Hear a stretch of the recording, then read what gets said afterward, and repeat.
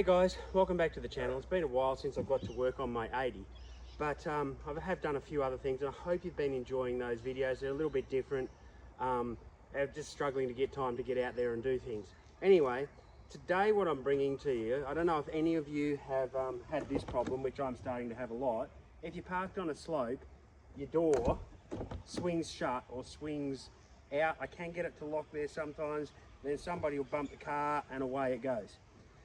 So what I'm doing today, and I've actually purchased,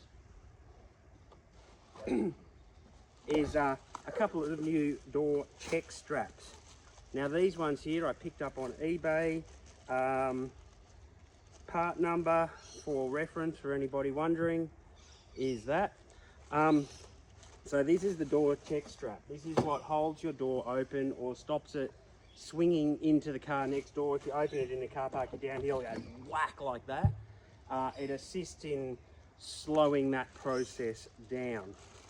Now, let's get into it here. It's only a simple little device like that, and what actually happens is the insides of this and the plastic there wear, and it doesn't grab anymore. Now, you can buy them with the pins, without the pins. You should have pins in your old doors. Anyway, we're going to get in, we're going to fit this. I'm going to see if I can take a few shortcuts just to save on time without taking the whole door card off, things like that. I don't know if it's going to work. Let's find out. Now you can see that the door check strap sits down here. The one I have purchased does come with two new pins. That's the pin there that goes through. Previous person on the car has wired the speakers through here. Not an ideal place to wire your speaker wires, but I haven't got around to changing it, and it does function. Now, what I was going to try and cheat with, instead of taking off your whole door card, I'm going to try and just swing this side out. Now, my door card is already stuffed. It's had water in it. You can see here there's bits of it falling off and crumbling. I have some new ones. When I get time, I'm going to strip this hole off, and I'll do a video on it. Replace all the vinyl, everything onto the new door card. But at the moment, I'm just dealing with this. At some point it's got water in the door, and wasn't me, some previous owner, I don't know who, and yeah, the door card's wrecked. But anyway, we're going to see if we can squeeze this in here. Let's get into it. Now, if you're going to take your whole door card off, there's little clips all the way around. You'll need a flathead screwdriver or a popper tool. You come down, you find the clip, and you just pop off. But because mine's already stuffed, it doesn't work quite like that. Now, this also is an aftermarket speaker put in by a previous owner. I wouldn't say it's the best way to install a speaker, but it does work.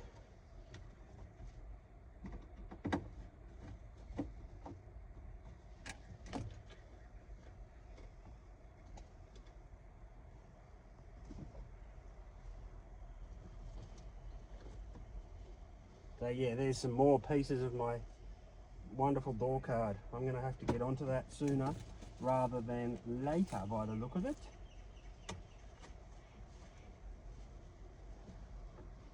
Now, in case you're wondering about this black plastic here, behind the door card there's a big plastic thing to prevent water coming down your window and getting on the back of your door card.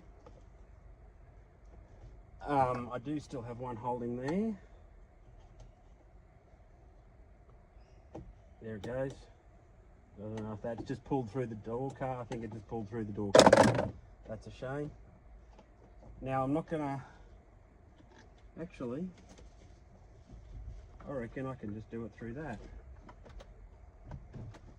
I put the plastic on there to prevent moisture getting on this, because at some point the door had been pulled apart, and yeah, that had not been put back in. What are we looking for here?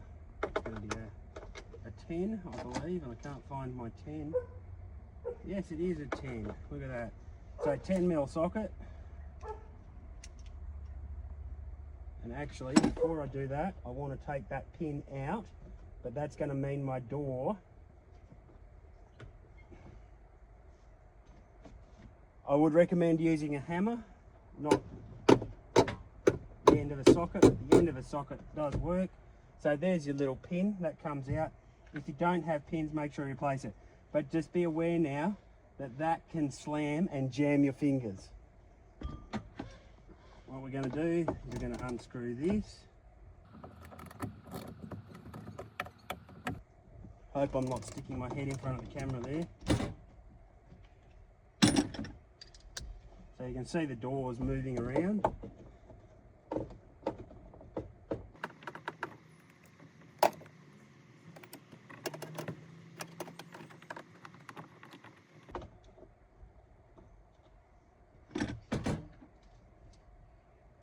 So now I can just reach down in here,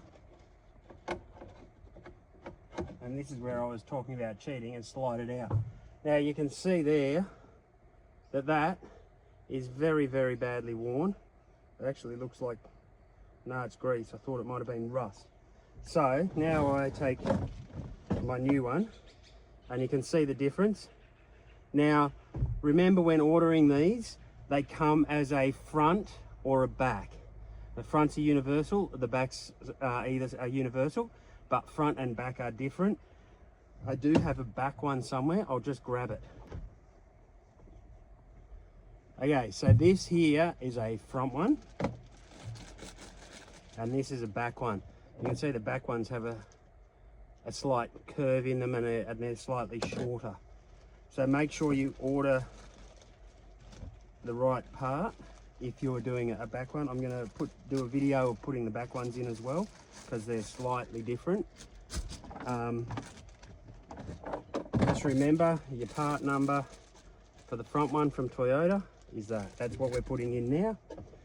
So what we're going to do is we make sure it goes in the correct way. We come back, there's a little hole just here. We come back in through that hole. Make sure it's going to line up. So we want it like that, so that it goes over. So we line it up. Sorry if I put my head in here, I've got to see to put these little screws in.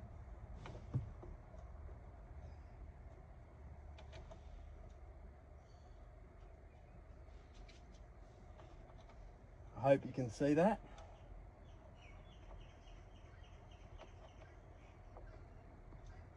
Because I can't. Okay, so I've just started those screws. What I'm going to do now is I'm going to use my new pins. Again, watch your fingers as the door closes. Because I got new pins with mine for the front anyway. I didn't get new pins for the rear. I couldn't find a kit cheap enough that had them. So I'm putting new pins in because these will wear over time. So you just got to line it up, and I'm doing it while my bolts are still loose. Again, hammer probably would be a better move. But I'm tapping it down. It comes from the top down.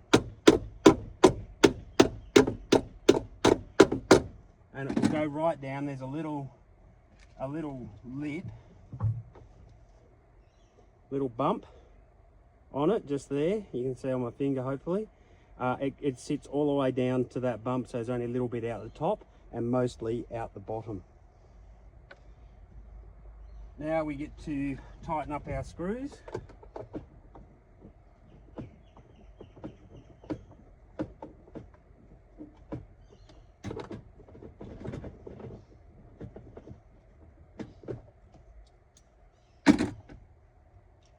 As you can see, that door's already holding out a whole lot easier, a lot better.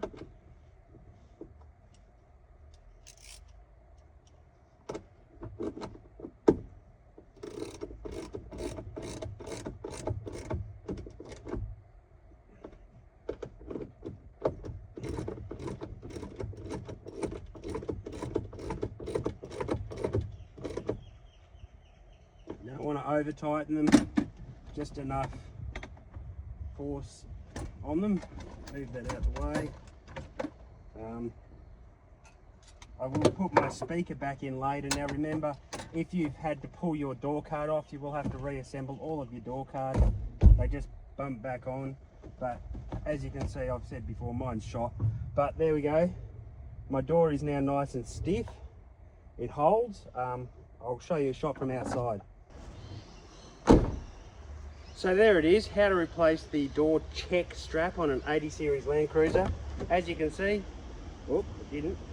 I've got to get to at least that far. But it now sits there, it sits here, it gets past, you come past here, and you can actually feel a bump on it now, and the door will close. But you come past that bump, voila, my door just sits there. So looking forward to this. I've been sick of it swinging open in shopping centre car parks and everything like that. We'll give it a push. We'll give it a push with a bit more force. It stops.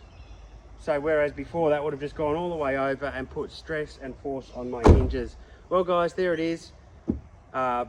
Door check strap is what it's actually called, 80 series Land Cruiser. If you like my videos, make sure you hit that like, share and subscribe. Check out my other videos. I'm hoping to do a bit more in the bush this year. We'll see how we go. But guys, get out there, have fun. See you on the tracks.